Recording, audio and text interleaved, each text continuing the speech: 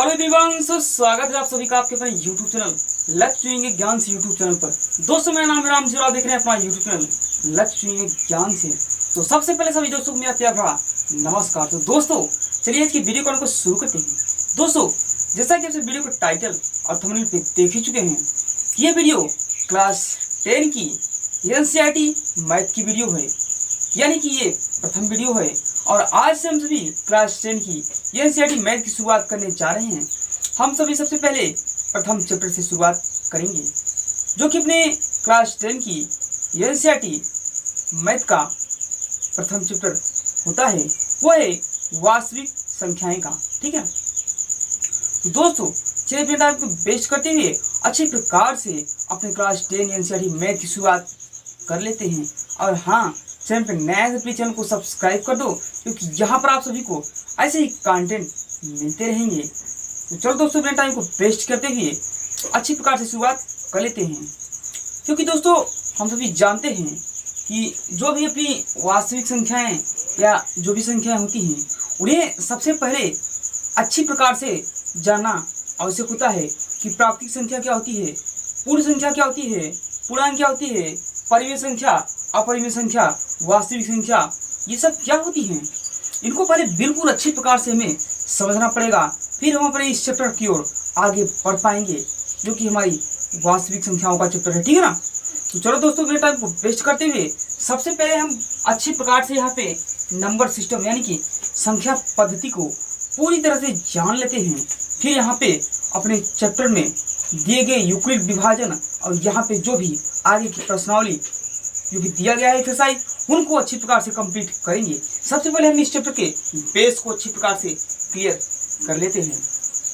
तो चलो शुरू करते हैं।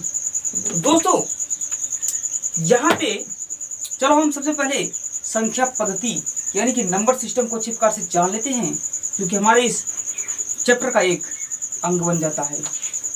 यहाँ पे अपना प्रथम चैप्टर है वास्तविक संख्या का। ठीक है ना, क्योंकि हमारे नंबर सिस्टम के अंतर्गत ही आता है। तो चलो यहाँ पे हम नंबर सिस्टम को पहले जान लेते हैं, यानी कि संख्या पद्धति को जान लेते हैं कि किस प्रकार से संख्याएं बनी। ठीक, तो चलो देखते हैं यहाँ पे दोस्तों सबसे पहले आता है संख्या पद्धति। क्या होता है संख्या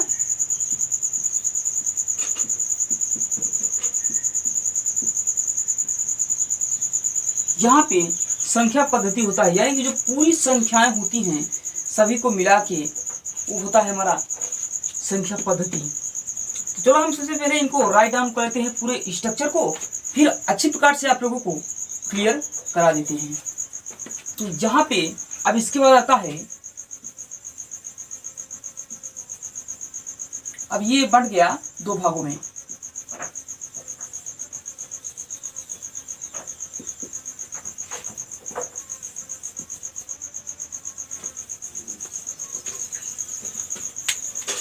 ये दो भागों में बट गया, वो वे हैं वास्तविक संख्याएं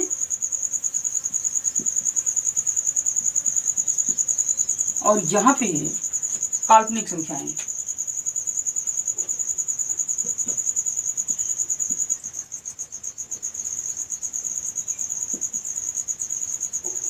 ठीक है दोस्तों, यहाँ पे सबसे पहले संख्या पद्धति दो रूप में, फिर यहाँ पे वास्तविक संख्या को फिर से उठाते हैं और यहाँ पे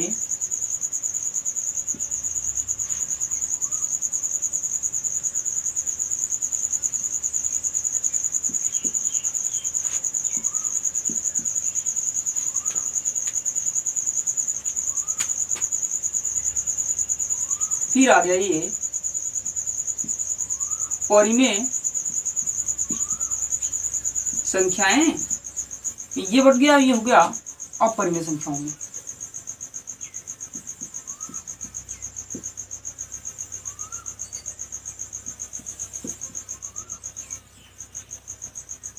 ठीक है ना, यहाँ पे इस प्रकार से बढ़ता जा रहा है। फिर यहाँ पे देखा जाए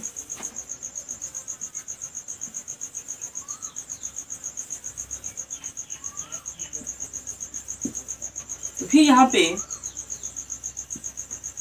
परिमेय संख्याएं कि पाठ्य पूर्णांक संख्याएं और यहाँ पे हुए भिन्नात्मक संख्याएं यानी कि भिन्न।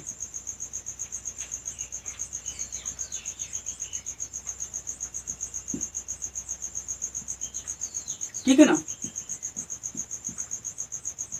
यहाँ पे ये हुए। फिर यहाँ पे जब पूर्ण संख्या टूटा तो यहाँ पे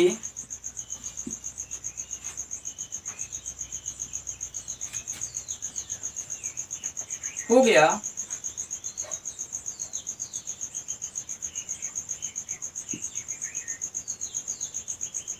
पूर्ण संख्याएं और ये हुआ प्राकृतिक संख्याएं।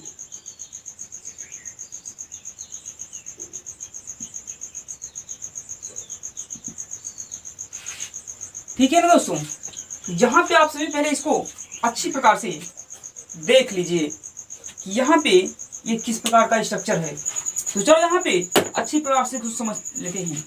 देखिए दोस्तों, यहाँ पे जो अपनी संख्या पद्धति है, अगर हम इसको, ठीक है ना, अगर हम इसको संख्या रेखा के माध्यम से देखेंगे, जो कि हमने क्लास 9th में पढ़ा था, यदि हम संख्या रेखा के माध्यम से देखेंगे तो भी हमें समझ में आएगा।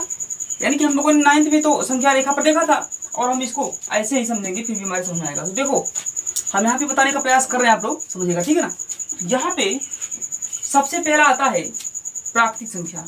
अब देखिएगा कि कैसे हमारी ये पूरी स्ट्रक्चर तैयार होती है संख्या पद्धति के रूप में।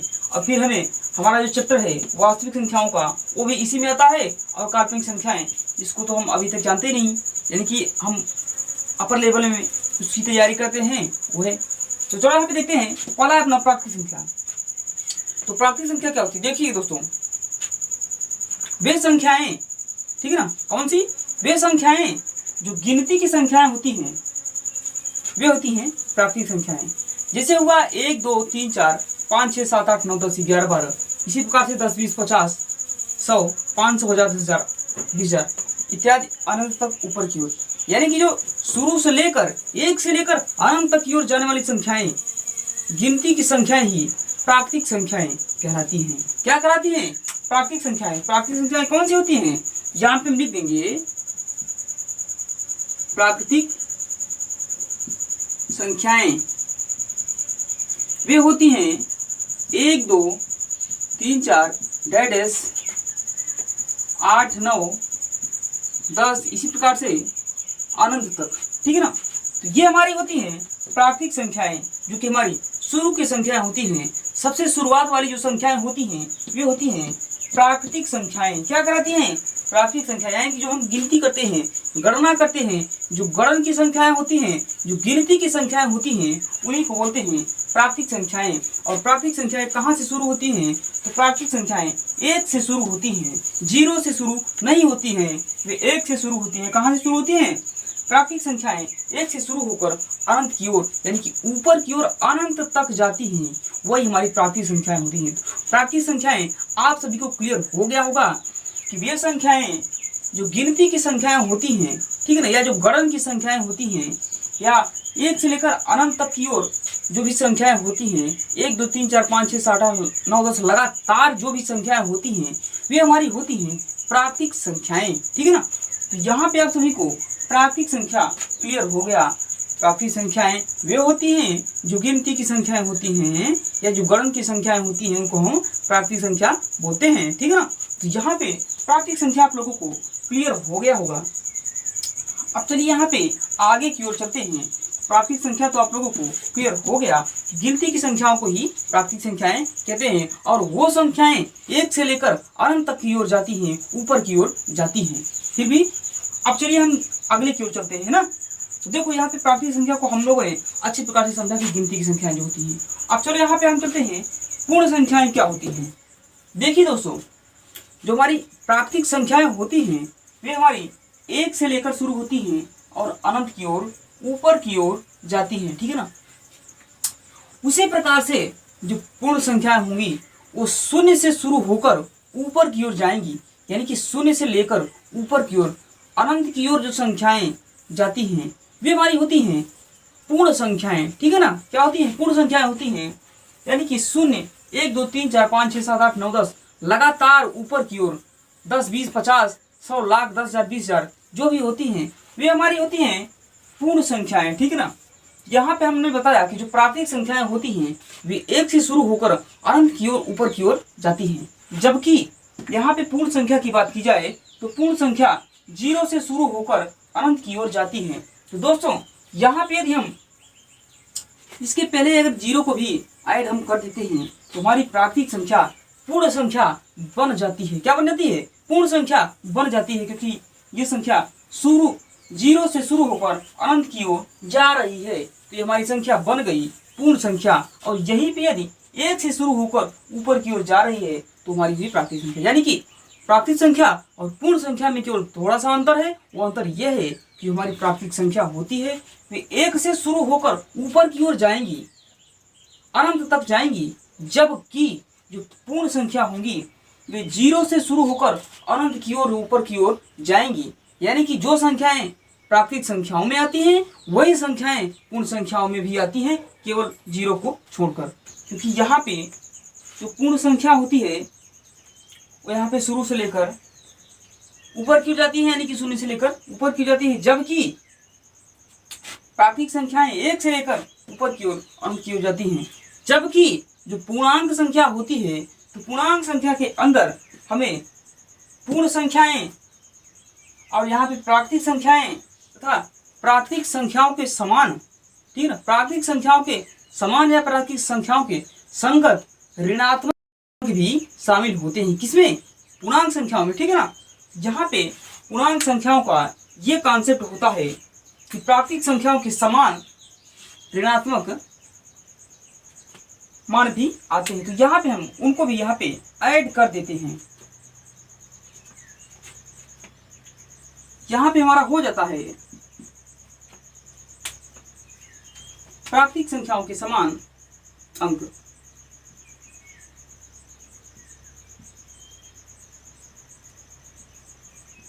के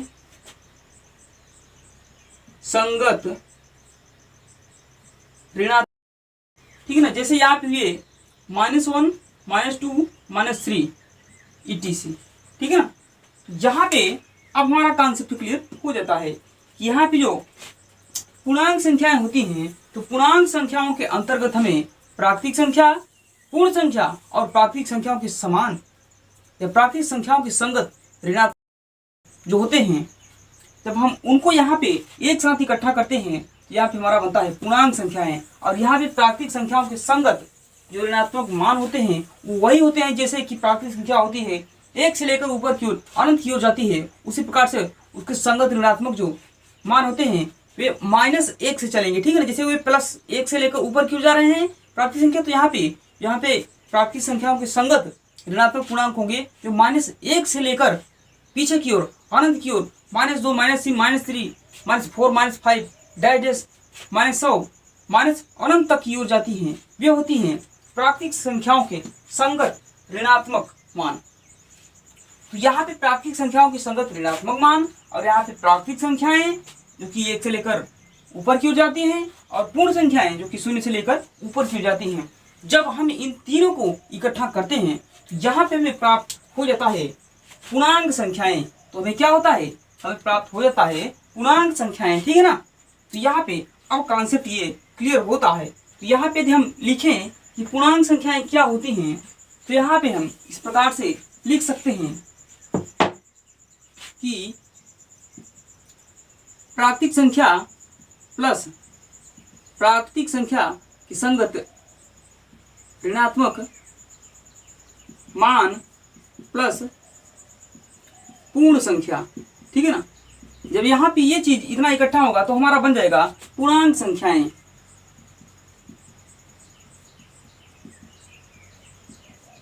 यहाँ पे हमें क्या प्राप्त होगा? तो यहाँ पे हमें पूर्णांक संख्याएं प्राप्त हो जाएगा। और पूर्णांक संख्याएं क्या हैं?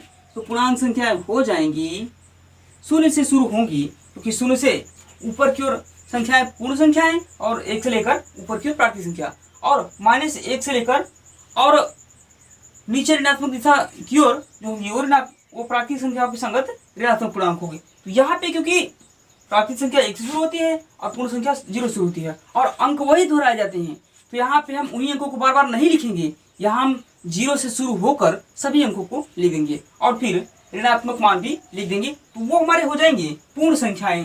तो क्या होंगी, वो यहाँ पे हो जाएंगे 0, 1, 2, 3, 4, that is -1, -2, -3, -4 इत्यादि।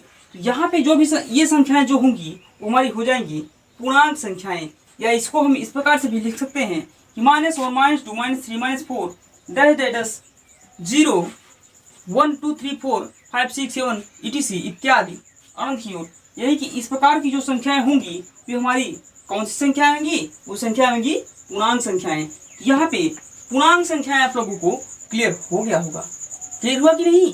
यहाँ पे पूर्णांक संख्या क्लियर हो गया कि जिनके अंतर्गत प्राकृतिक संख्या, पूर्ण संख्या और प्राकृतिक संख्याओं के संगत ऋणात्मक मान रहते हैं उनको हम बोलते हैं पूर्णांक संख्याएं, ठीक है ना। तो यहाँ पे पूर्णांक संख्या क्लियर हो गया है। अब चलो यहाँ पे हम चलते हैं भिन्नात्मक संख्याएं या भिन्न की ओर, ठीक है ना। तो यहाँ पे इसको आप लोगों ने बता लिया। अब चलो यहाँ पे भिन्नात्मक संख्या या भिन्न की ओर चलते हैं। तो देखा जाए तो यहाँ पे दोस्तों जो भिन्नात्मक मान या भिन्न संख्याएं होती हैं, अब उनको हम देखते हैं। तो दोस्तों जैसा कि हम लोगों ने पिछले कक्षाओं में पढ़ चुका है कि जो भिन्न होते हैं, ये जो भिन्नात्मक संख्याएं होती हैं, यानी कि जो भिन्न होते हैं वे सदैव धनात्मक होते हैं। भिन्न कभी भी ऋणात्मक नहीं हो सकती है, ठीक है ना। क्या भिन्न कभी भी ऋणात्मक नहीं हो सकती है और भिन्न सदैव धनात्मक होती है, और भिन्न सदैव P/Q के रूप में लिखी जा सकती है, ठीक है ना। भिन्न सदैव P/Q के रूप में लिखी जा सकती है और भिन्न सदैव धनात्मक होती है, भिन्न कभी भी ऋणात्मक नहीं हो सकती है, ठीक है ना।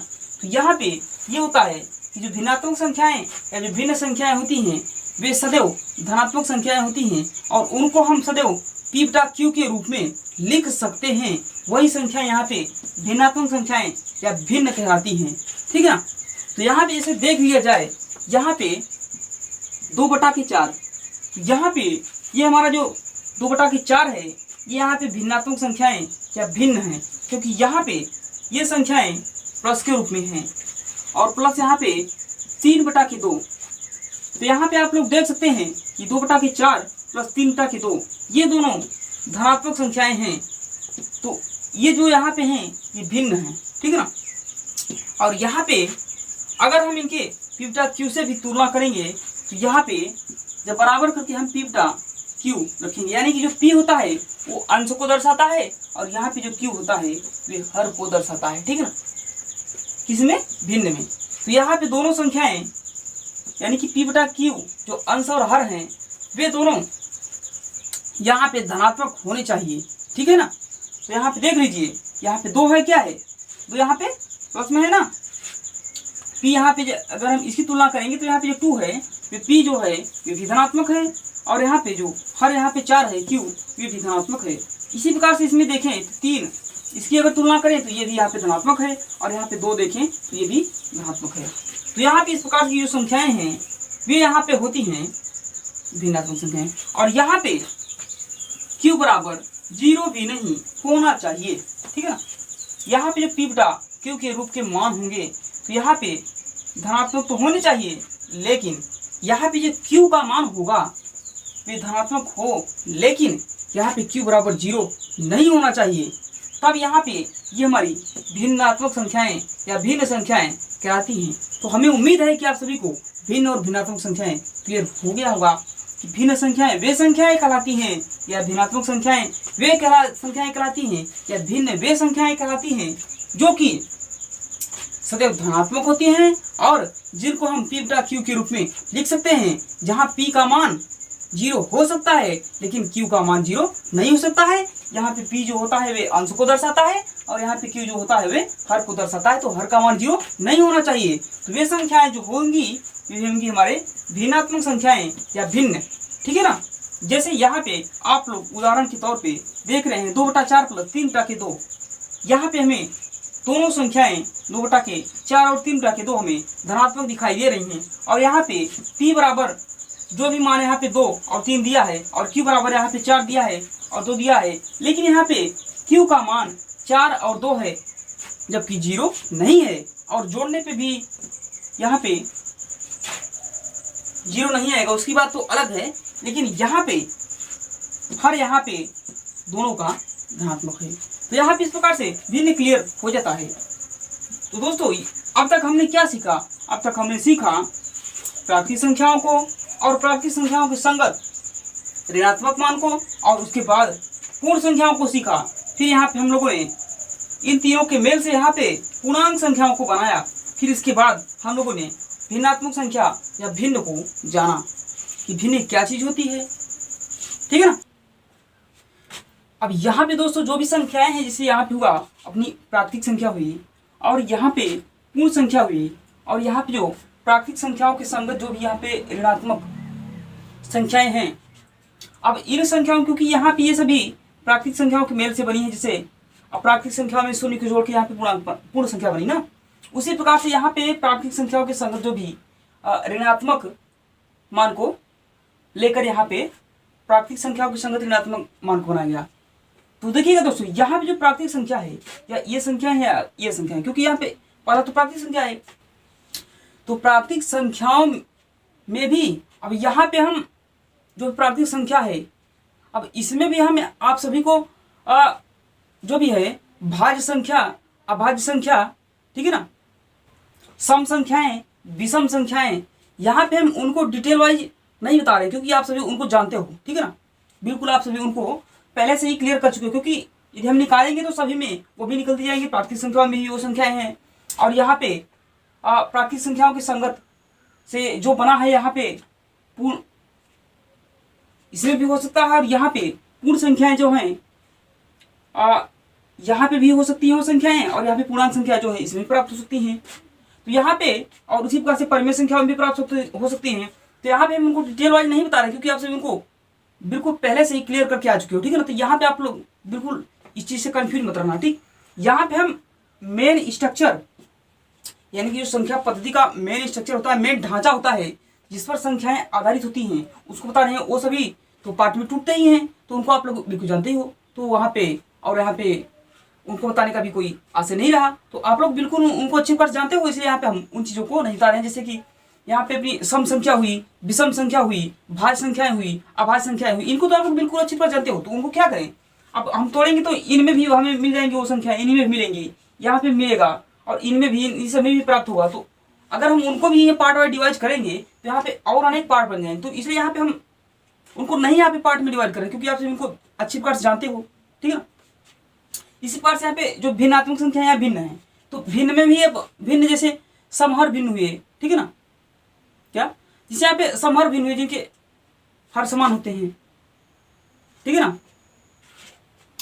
और इसी प्रकार से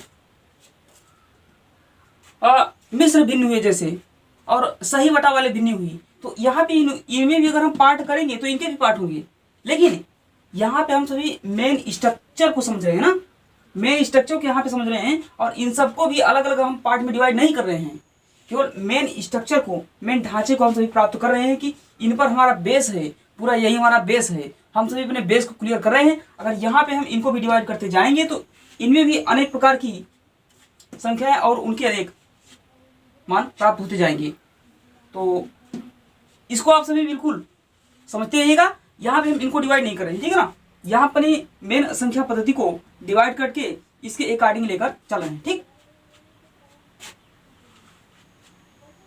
और आप लोग तो इसको जानते ही हो कि यहाँ पे हम प्राकृतिक संख्याओं में भी देखेंगे तो भी हमें सम संख्याएं, विषम संख्याएं प्राप्त होगी। उसी प्रकार से क्योंकि प्राकृतिक संख्या से पूर्ण संख्या बनी है, तो इसमें भी हमें सम संख्याएं, विषम संख्याएं प्राप्त होंगी, ठीक है ना।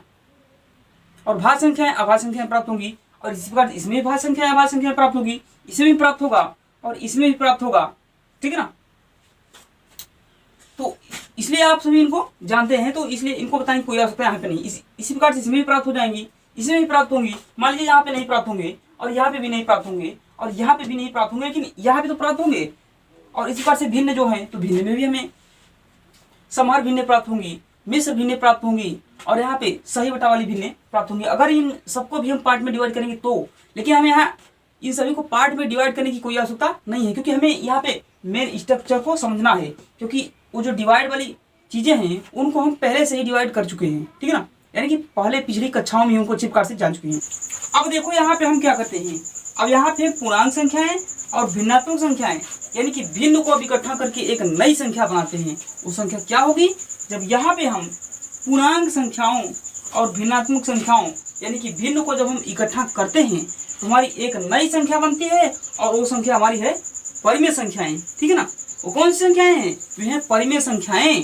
यानी कि जब हम भिन्नात्मक संख्याओं और पूर्णात्मक जो पूर्णांक हैं उनको जब हम इकट्ठा करते हैं तो यहाँ पे हमें परिमेय संख्याएं प्राप्त हो जाती हैं।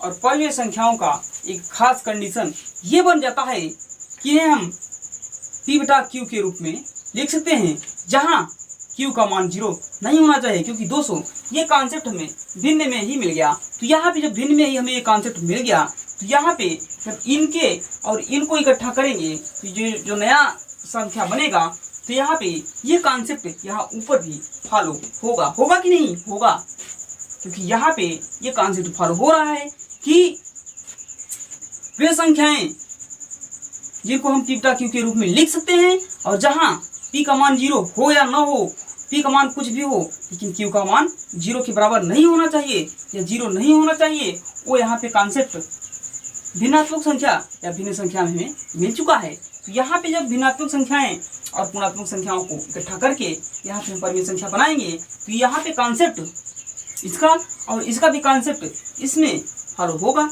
क्योंकि इन दोनों के मेल से ही तो ये बना है। तो यहाँ पे ये दोनों कॉन्सेप्ट यहाँ पे इकट्ठा होके ये परिमेय संख्याएं बना रहे हैं। इसलिए परिमेय संख्याओं की परिभाषा निश्चित तौर पे यह हो जाती है कि वे संख्याएं जिनको हम p/q के रूप में लिख सकते हैं वे परिमेय संख्याएं कहलाती हैं, तथा जहाँ p/q जो होगा वहाँ पे p का मान कुछ भी हो, चाहे 0 हो, 1 2 3 4 5 6 7 8 9 10 कुछ भी हो, 0 हो, लेकिन यहाँ पे q का मान जो होगा वो 0 नहीं होना चाहिए या 0 के बराबर नहीं होना चाहिए। ये यहाँ पे फॉलो होता है परिमेय संख्याओं में, क्योंकि हम जानते हैं भिन्नात्मक संख्याओं और पूर्णात्मक संख्याओं के मान से हमें ये कॉन्सेप्ट क्लियर यहाँ पे हो जाता है। तो परिमेय संख्याओं की परिभाषा इस प्रकार से बन जाती है कि वे संख्याएं जिनको हम p/q के रूप में लिख सकते हैं तथा जहाँ p का मान यानी कि जो अंश का मान होगा वो कुछ भी हो, लेकिन यहाँ पे जो q का मान होगा, ठीक है ना, q का मान जो होगा वो वहाँ पे 0 के बराबर नहीं होना चाहिए। और यहाँ पे दोनों संख्याएं अंश और हर की दोनों संख्याएं हमें पूर्णांक संख्याएं होनी चाहिए। क्या होनी चाहिए, पूर्णांक संख्याएं होनी चाहिए। और पूर्णांक संख्याओं को हम लोगों ने जाना कि जिनके अंतर्गत पूर्ण संख्या, प्राप्ति संख्या और प्राप्ति संख्या के संगत ऋणात्मक मान आते हैं उन्हीं को हम बोलते हैं पूर्णांक संख्या। और इन्हीं के मेल से यहाँ पे जो धनात्मक मान होते हैं उन्हीं के मेल से यहाँ पे भिन्नात्मक संख्या बनती है, और जो भिन्नात्मक संख्या बनती है उनके मेल से और यहाँ पे पूर्णांकों के मेल से यहाँ पे परिमेय संख्याएं बन जाती हैं। तो परिमेय संख्याएं वे होती हैं जिनको हम p/q के रूप में लिख सकते हैं, तथा जहाँ p/q यानी कि दोनों, ठीक है ना, पूर्णांक संख्याएं होंगी और जहाँ पे p का मान पूर्णांक संख्या के रूप में कुछ भी हो लेकिन q का मान पूर्णांक संख्या के रूप में 0 नहीं होना चाहिए या q का मान 0 के बराबर नहीं होना चाहिए। यहाँ पे परिमेय संख्याओं की परिभाषा होती है। तो यहाँ पे हम लिख देंगे कि परिमेय संख्याएं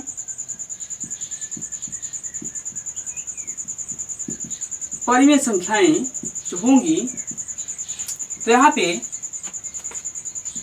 वे संख्याएं जिनको p/q के रूप में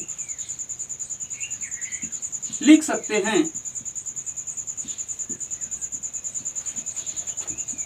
तथा जहां p और q दोनों पूर्णांक हैं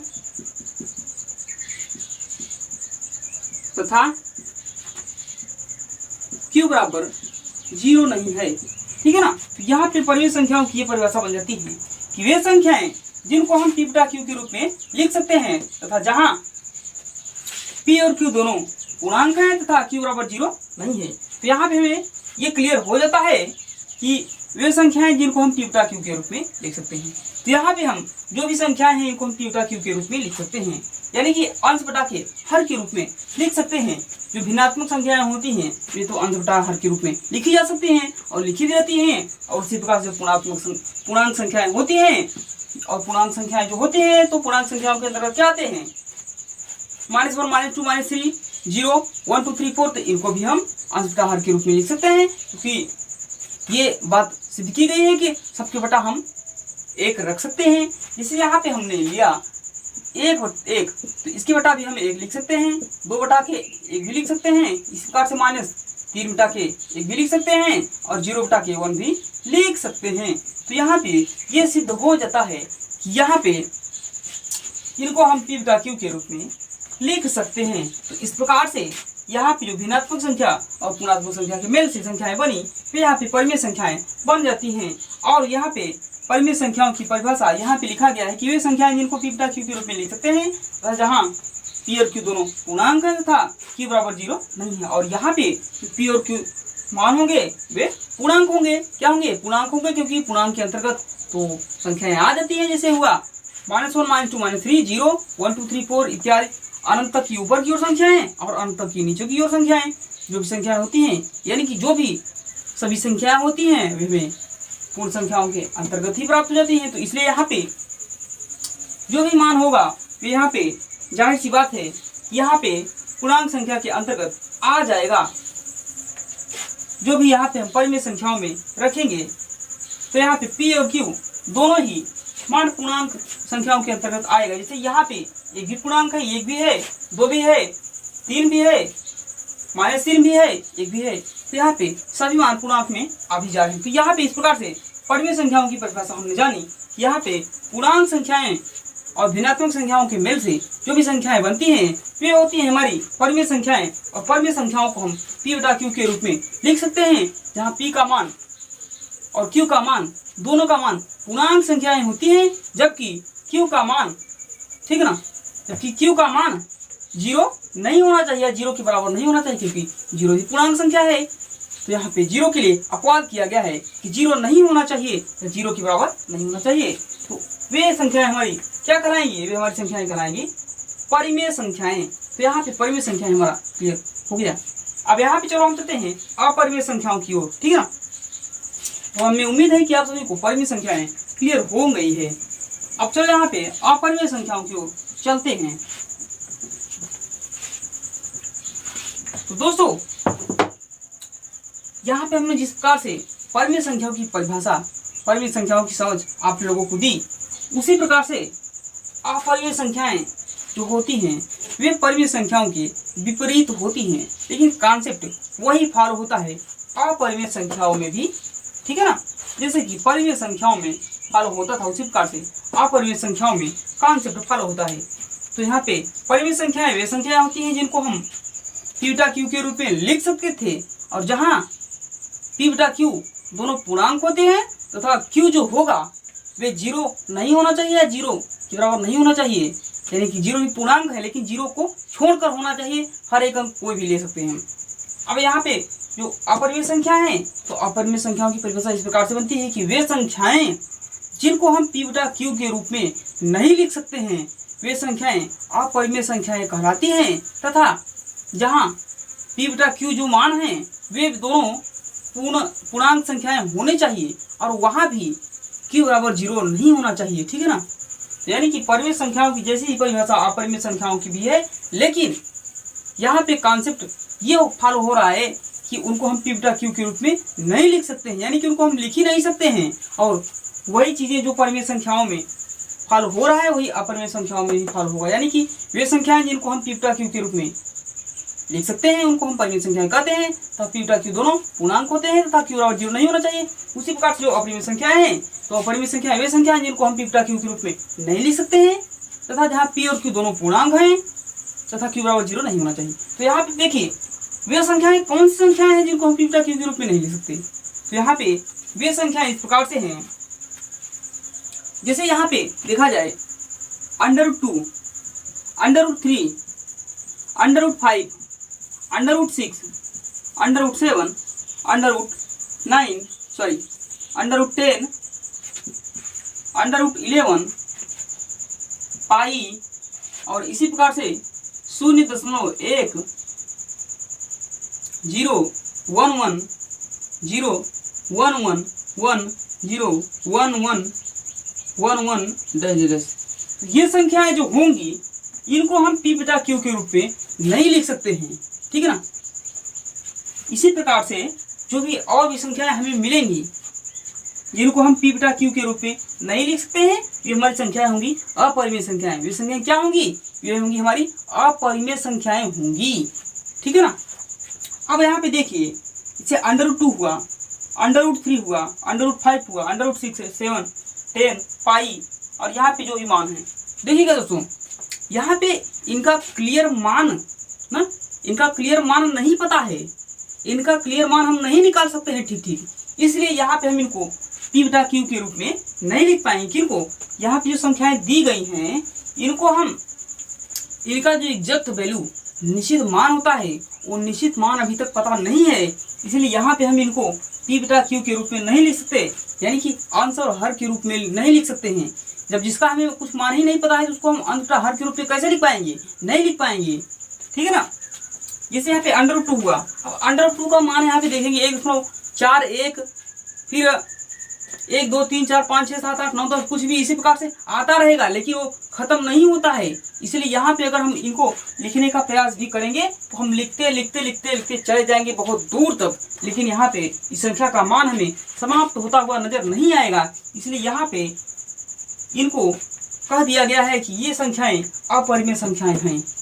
इसी प्रकार से √3 हुआ, √3 का मान भी इसी प्रकार से लिखते हुए हम चले जाएंगे, लेकिन इनका अंत नहीं होगा, इनके मान का अंत नहीं होगा, कुछ न कुछ मान बढ़ता ही जाएगा।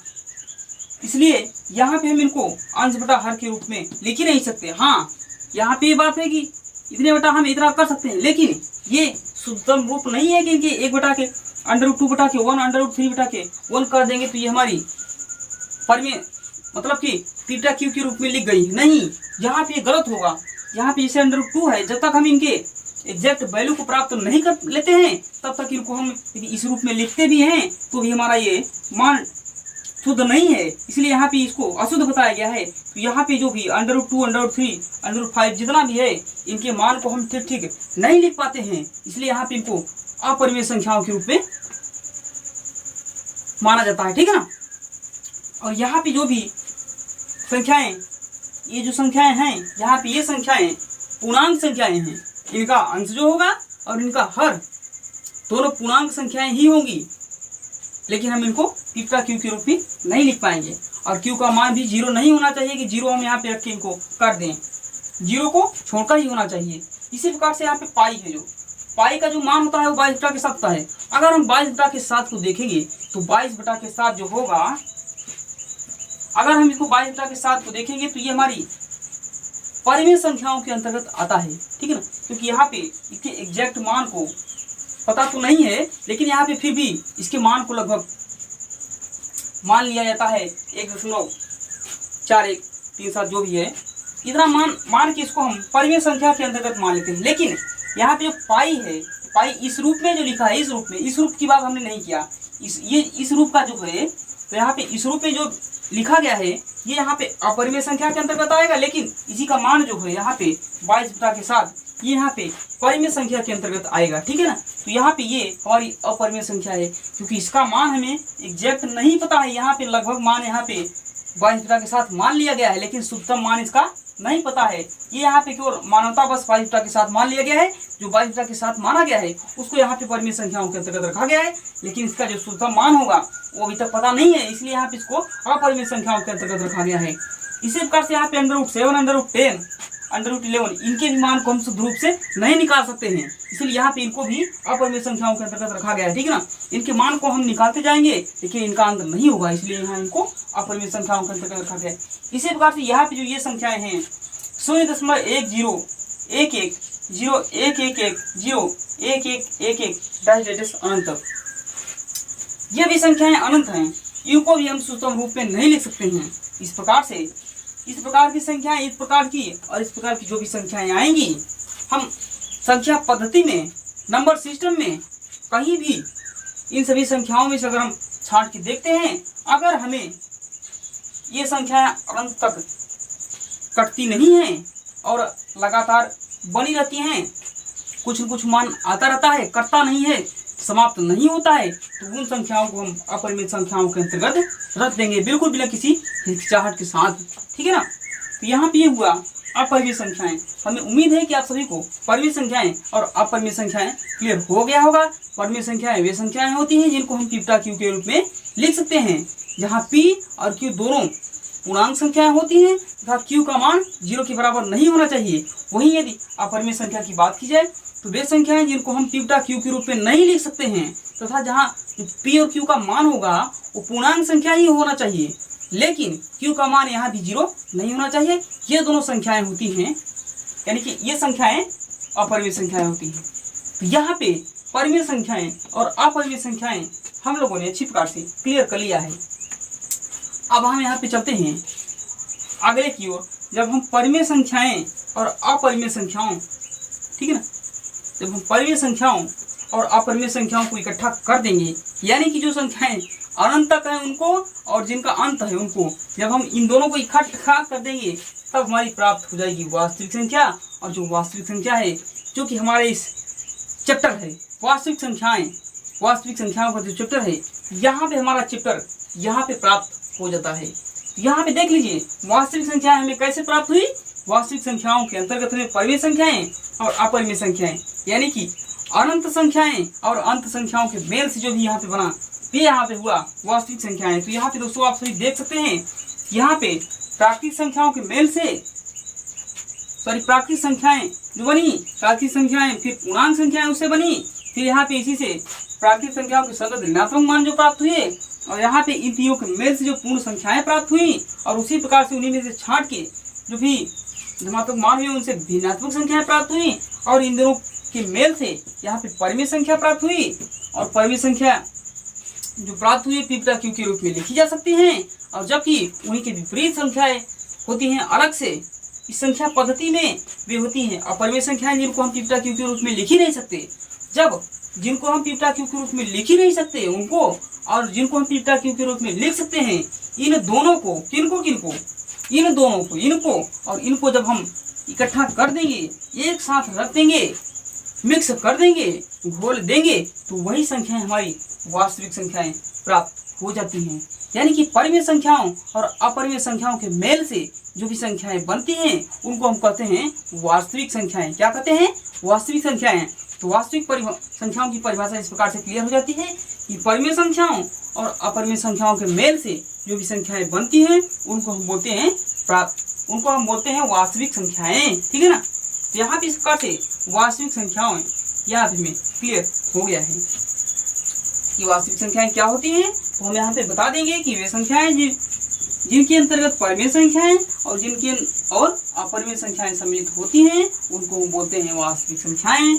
तो यहाँ पे वास्तविक संख्याएं हमें प्राप्त हो गई। दोस्तों आप लोग देख लीजिए कि अपने चैप्टर कहाँ तक है, मतलब कि अपना चैप्टर कहाँ पे है और अपने चैप्टर के अंतर्गत कितनी संख्याओं के मेल से ये यहाँ पे चैप्टर बनाया गया है वास्तविक संख्याएं।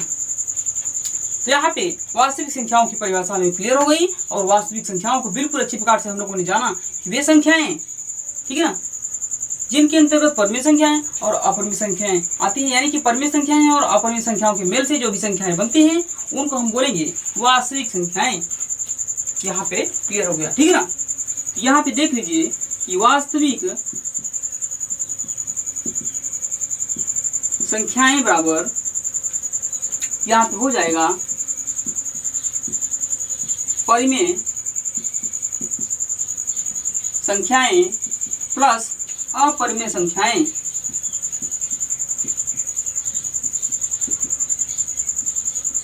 है ना दोस्तों। तो यहाँ पे वास्तविक संख्या जो होगी वो परिमेय संख्याएं और अपरिमेय संख्याओं के मेल से बनती है।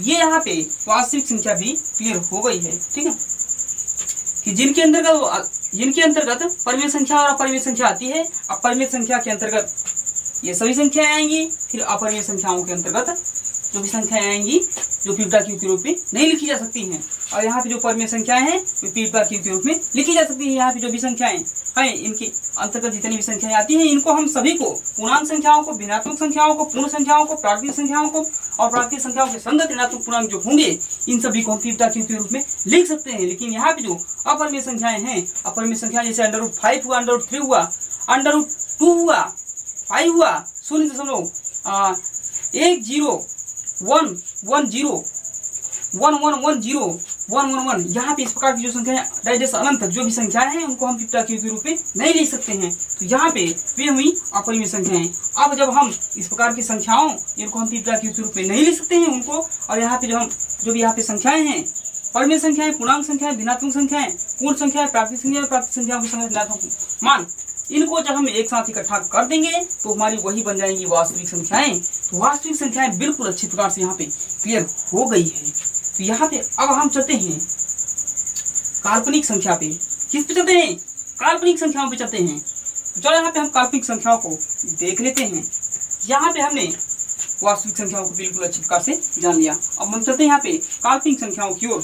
तो देखिएगा दोस्तों, यहाँ पे यदि काल्पनिक संख्याओं की बात की जाए तो काल्पनिक संख्याएं वे संख्याएं होती हैं जो केवल कल्पना करके बनाई जाती हैं।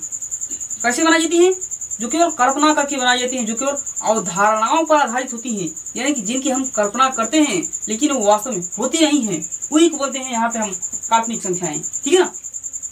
क्या बोलेंगे? काल्पनिक संख्याएं वे संख्याएं जिनको हम कल्पना करके बनाते हैं, मन से कुछ भी ले लिए उपटांग, चाहे वो संख्याएं हो या ना हो, यानी कि वे संख्याएं जो केवल कल्पना करके बनाई जाती हैं उनको हम बोलते हैं काल्पनिक संख्याएं। और वे संख्याएं यहाँ पे संख्या पद्धति पर आधारित होती हैं, यानी कि जिनका एग्जैक्ट वैल्यू, एग्जैक्ट मान सब कुछ पता होता है, वे यहाँ पे होती हैं वास्तविक संख्याएं। वास्तविक संख्याओं के अंतर्गत इतनी संख्याएं आती हैं। यहाँ पे जो काल्पनिक संख्याएं होती हैं तो काल्पनिक संख्याओं के अंतर्गत जो संख्याएं होंगी वे केवल कल्पना करके बनाई जाती हैं। अब देखिएगा यहाँ पे काल्पनिक संख्याएं क्या हो सकती हैं। तो देखिएगा दोस्तों, यहाँ पे जो काल्पनिक संख्याएं होंगी वे यहाँ पे ऐसे हो गया काल्पनिक संख्याएं, काल्पनिक संख्याएं। तो यहाँ पे जो काल्पनिक संख्याएं हुई, जैसे यहाँ पे हो गया अंडर रूट के अंदर, यानी कि जो कणी होता है, कणी के अंदर, वर्गमूल के अंदर, ठीक है ना, वर्ग के यहाँ पे जो होगा तो उसके अंदर जो भी संख्या होंगी, जैसे यहाँ पे हो गया -2, अंडर रूट -2, ठीक है ना, अंडर रूट -2, फिर यहाँ पे हो गया अंडर रूट -5, फिर यहाँ पे हुआ अंडर रूट -3, फिर यहाँ पे हुआ अंडर रूट -7, फिर यहाँ पे हुआ अंडर रूट -10, फिर यहाँ पे हुआ अंडर रूट -11। इस प्रकार की जो भी संख्याएं होंगी ये यहाँ पे काल्पनिक संख्याएं होंगी, यानी कि इन संख्याओं को हमने कल्पना करके बनाया है और इनका एग्जैक्ट वैल्यू कुछ भी नहीं है, कुछ भी पता नहीं है, इनको हम ठीक प्रकार से निकाल ही नहीं सकते हैं। ठीक है ना? यहाँ पे जो अपरिमेय संख्याएं थी वे तो अनंत की ओर बढ़ती चली जा रही थी, लेकिन यहाँ पे जो काल्पनिक संख्याएं हैं वो काल्पनिक संख्याएं जो होती हैं इनका कुछ भी वैल्यू, कुछ भी मान, कुछ भी पता नहीं, क्योंकि हमने इनको केवल कल्पना करके बनाया है कि इस प्रकार की संख्याएं भी लिखी जा सकती हैं। ठीक है ना? लेकिन यहाँ पे जो अपरिमेय संख्याएं हैं उनको हमने कल्पना करके नहीं बनाया है। ठीक है ना? वे संख्या पद्धति पर आधारित हैं, भले वे मतलब लगातार चलती जाती है, रुकती नहीं है। वे अपरिमेय संख्याएं हैं, उनको हमने कल्पना करके नहीं बनाया है, उनको हमने संख्या पद्धति के आधार पर बनाया है। लेकिन यहाँ पे जो काल्पनिक संख्याएं होती हैं इनको हमने केवल अवधारणाओं के आधार पे अपनी इच्छा से बनाया है, अपनी कल्पना करके बनाया है। तो यहाँ पे होंगी काल्पनिक संख्याएं, इनका मान कुछ भी पता नहीं है। तो इस प्रकार की जो संख्याएं होंगी, वर्गमूल वाली संख्याएं, वर्ग वाली संख्याएं जो होंगी इनका हम यहाँ पे वर्गमूल नहीं निकाल सकते। यहाँ पे जो वर्ग में रखी गई हैं संख्याएं, इनका हम वर्ग शुद्ध रूप से नहीं निकाल सकते हैं, यानी कि इनको हम ठीक प्रकार से हल नहीं कर सकते हैं। जो काल्पनिक संख्याएं हैं हम उनको ठीक प्रकार से हल नहीं कर सकते हैं, क्योंकि हमने इनको कल्पना के आधार पर बनाया है। और इनके वर्ग को भी अच्छी प्रकार से नहीं निकाल सकते। भाई जब यहाँ पे हम इनको अच्छी प्रकार से हल कर ही नहीं पाएंगे, कल्पना करके हमने इन संख्याओं को बनाया है, तो यहाँ पे हम इनके वर्ग को कैसे अच्छी प्रकार से निकाल सकते हैं? निकाल ही नहीं सकते। तो यहाँ पे इस प्रकार की जो संख्याएं हैं इनको बोलते हैं हम काल्पनिक संख्याएं। यानी कि काल्पनिक संख्याएं वे संख्याएं होती हैं जो केवल कल्पना करके बनाई जाती हैं, जो केवल अंधविश्वास अवधारणाओं पे करके बनाई जाती हैं, वे यहाँ पे होंगी काल्पनिक संख्याएं। यानी कि जिनकी हम कल्पना करके बनाते हैं वे संख्याएं हमारी काल्पनिक संख्याएं कहलाती हैं। तो काल्पनिक संख्याओं की परिभाषा में क्लियर हो गई कि वे संख्याएं जो केवल कल्पना करके बनाई जाती हैं, ठीक है ना, वे संख्याएं काल्पनिक संख्याएं कहलाती हैं। और वे संख्याएं इस प्रकार की होती हैं, जैसे -√2 हुआ अंडर, और फिर √-5 हुआ, यानी कि अंडर रूट के अंदर है ना, तो √-2, √-5, √-3, √-7, √-10, √-11, इस प्रकार की जो संख्याएं होंगी वे यहाँ पे हो जाती हैं काल्पनिक संख्याएं। ठीक, तो यहाँ पे दोस्तों हमने अब तक इतनी संख्याओं को जाना और इतने को जान के वास्तविक संख्या को जाना, जो कि हमारा चैप्टर पे बेस है। फिर यहाँ पे हमने काल्पनिक संख्याओं को जाना कि वे संख्याएं जो केवल कल्पना करके बनाई जाती हैं उनको हम काल्पनिक संख्याएं कहते हैं। और यहाँ पे वास्तविक संख्याएं वे संख्याएं होती हैं जो परिमेय संख्याओं तथा अपरिमेय संख्याओं के मेल से बढ़ती हैं। यहाँ पे इस प्रकार से इन दोनों को हमने क्लियर किया। अब यहाँ पे हम चलते हैं पूरे अपने नंबर सिस्टम पे, यानी कि संख्या पद्धति से, कि इन सभी के मेल से हमारा पूरा नंबर सिस्टम किस प्रकार से बन गया। देखिएगा दोस्तों, अब क्या होता है जब हम वास्तविक संख्याओं को, ठीक है ना, वास्तविक संख्याओं को और काल्पनिक संख्याओं को एक साथ मिला देते हैं, तब यहाँ पे हमारा पूरा का पूरा प्राप्त हो जाता है नंबर सिस्टम, यानी कि संख्या पद्धति। यही पूरे विश्व में लागू है, यही संसार में लागू हो, यही अब तक की पद्धति में हर एक जगह पे, हर एक स्थान पे मान्य है। यहाँ पे वास्तविक संख्याएं और काल्पनिक संख्याओं के मेल से यही हमारा संख्या पद्धति, यानी कि नंबर सिस्टम, पूरा नंबर बन जाता है। बस इन सब के अलावा कुछ भी नहीं, संख्या पद्धति ही मेल हो गया इन सभी के मेल से। या यूं कहें कि संख्या पद्धति के इतने पार्ट हुए, इतने पार्टों के मेल से यहाँ पे संख्या पद्धति, यानी कि हमारा पूरा नंबर सिस्टम बन जाता है। क्या होता है? पूरा नंबर सिस्टम बन जाता है, संख्या पद्धति बन जाती है। यही हमारा है नंबर सिस्टम, यही हमारा है नंबर सिस्टम। गणनाओं की संख्या का पूरा स्ट्रक्चर यही से पूरा होता है और इस प्रकार से यहाँ पे बन जाता है। जब हम वास्तविक संख्याओं को और जब काल्पनिक संख्याओं को हम इकट्ठा करेंगे तो यहाँ पे हमारा संख्या पद्धति बन जाता है, पूरा नंबर सिस्टम प्राप्त हो जाता है, जो कि यहाँ पे पूरे विश्व में लागू है। यही यहाँ पे नंबर सिस्टम, संख्या पद्धति हमें प्राप्त हो गया। देखिए दोस्तों, जो काल्पनिक संख्या थी वो काल्पनिक संख्या क्लास 10 तक के लिए अलाउ नहीं है। ये काल्पनिक संख्याएं हम लोगों को अगली क्लास यानी कि 11th क्लास में मिलेंगी। तो यहाँ पे आप लोग बिल्कुल अच्छी प्रकार से इसको देखेंगे, ठीक है ना। और यहाँ पे वास्तविक संख्या यानी कि इतनी संख्याओं तक का अध्ययन हम क्लास 10 तक कर पाएंगे। और इन सभी का अध्ययन तो हम लोग छोटी क्लास में कर चुके हैं। अब यहाँ से लेते हुए हमने इन सभी को समझते समझते समझते समझते एक एक करके यहाँ तक पहुँचाए हैं। अब इसको हम लोग हल करेंगे वास्तविक संख्याओं को, ठीक है ना, अपनी क्लास 10 के इस चैप्टर में। तो यहाँ पे ये हमारी संख्या पद्धति प्राप्त हो गई। तो दोस्तों यहाँ पे आप लोग देख लीजिए कि हमारा पूरा नंबर सिस्टम यानी कि संख्या पद्धति कैसे बनती है। आज हमने आप सभी के सामने बिल्कुल अच्छी प्रकार से पूरा नंबर सिस्टम क्लियर कर दिया गया कि संख्या पद्धति या अंक संख्या किस प्रकार से बनी और किस तरह से यहाँ पे लागू होता है, किन के मेल से कौन सी संख्याएं बनती हैं और कौन सी संख्याओं के मेल से किस प्रकार प्राप्त होता है, ठीक है। तो यहाँ पे देख लीजिए आप लोग, जो बनी संख्या पद्धति है यानी कि जो अपनी संख्या है मेन, पूरा का पूरा संख्या का मूल, वहाँ पे संख्या पद्धति जब है तो यहाँ पे जब ये बढ़ता है तो यहाँ पे वास्तविक संख्या और काल्पनिक संख्या में, ठीक है ना। फिर यहाँ पे काल्पनिक संख्या को इतने पर ही छोड़ देते हैं, ठीक ना। अब यहाँ पे वास्तविक संख्या को फिर लेके चलते हैं। तो वास्तविक संख्या के यहाँ पे दो पार्ट बन जाते हैं, जो कि है परिमेय संख्याएं और अपरिमेय संख्याएं। फिर यहाँ पे अपरिमेय संख्याओं को भी अलग कर देते हैं, क्योंकि अपरिमेय संख्या को जानते हैं इनको हम पिपटा के रूप में लिख ही नहीं सकते। ये हमारी अपरिमेय संख्याएं बनती हैं और परिमेय संख्याएं वे होती हैं जिनको हम पिपटा के रूप में लिख सकते हैं, ठीक है ना। फिर यहाँ पे जब परिमेय संख्याओं के पार्ट किया गया तो परिमेय संख्याओं को दो पार्टों में पुनः तोड़ दिया गया।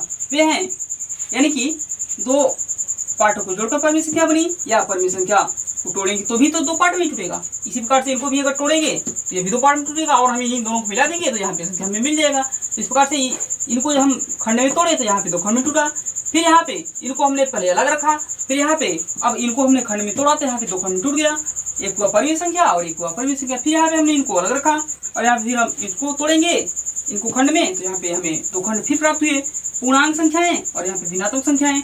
फिर यहाँ पे क्या होता है, फिर यहाँ से भिन्नात्मक संख्याएं भी अलग हो जाती हैं क्योंकि वे केवल धनात्मक होती हैं, तो उनको फिर हमने अलग किया।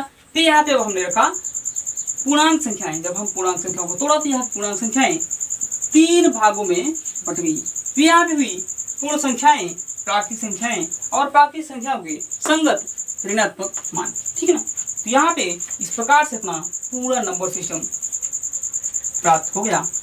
हमें उम्मीद है कि आप सभी को ये नंबर सिस्टम अच्छी प्रकार से क्लियर हो गया, क्योंकि दोस्तों अगर इनको आपने अच्छी प्रकार से सीख लिया तो आपका ये चैप्टर बिल्कुल अच्छी प्रकार से क्लियर हो जाएगा। इसलिए हमने यहाँ पे नंबर सिस्टम को अच्छी प्रकार से आप लोगों के सामने रख दिया। आप लोग बिल्कुल अच्छी प्रकार से इसको क्लियर कर लीजिए ताकि आप लोग चैप्टर में आगे बढ़िए। ठीक है।